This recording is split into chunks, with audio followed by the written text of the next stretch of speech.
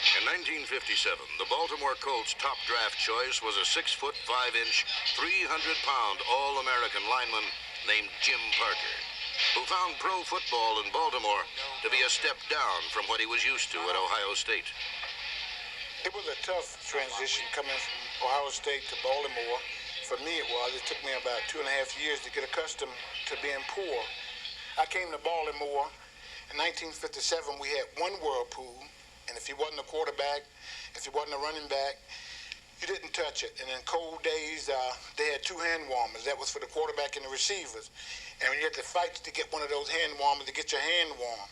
I remember in Green Bay, it was so cold out there, me and about 5 other guys spotted an old glove laying on the field, and we dove on it and almost lost all 5 of us trying to get to that one glove to put on our hand. Big Jim Parker lived in a dream world, and his surrealistic visions were the source and sustenance of his professional greatness.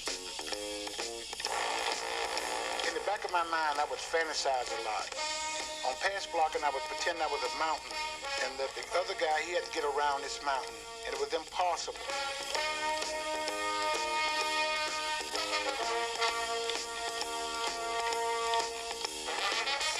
Sometimes I would pretend I was a freight train running over a pedestrian and just psych myself up before every play.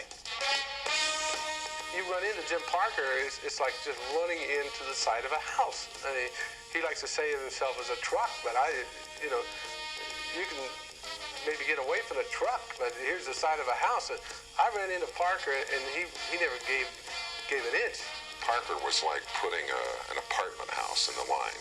I mean, literally, the man was so huge. And when I first saw Jim Parker play, I was amazed because he had great quickness, good feet, good balance, and also this incredible size and strength. And I think perhaps the most difficult thing for me to deal with as a defensive lineman was someone who had this huge bulk, who still had enough mobility to move around. Parker's blocks opened the holes that Lenny Moore ran through en route to the Hall of Fame.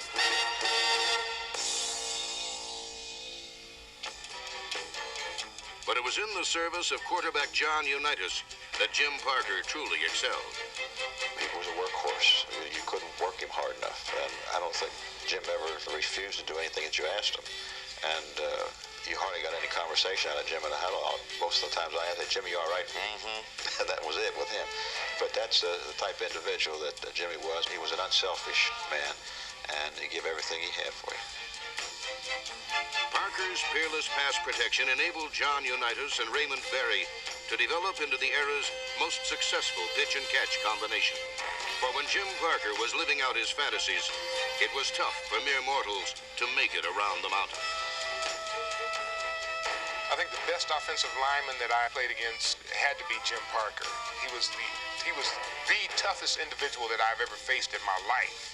Yeah, I tell you what, I've seen him mash people and bury him and then gore them. Too many to list. When I played for the Minnesota Vikings, Jim Parker not only knocked me out on a trap play, but also broke my hand running over me. Jim was the kind of fella who could get a player put on waivers, a good player. He ruined many Sunday afternoons for defensive ends who were good defensive ends until they tangled with him. He was super. I don't know of any defensive lineman who played at that time who would not vote for him for their all-time all-pro team. Jim Parker, the Baltimore Colts' moving mountain, and quite arguably the best offensive lineman of all time. The first pure blocker to be elected to the Pro Football Hall of Fame.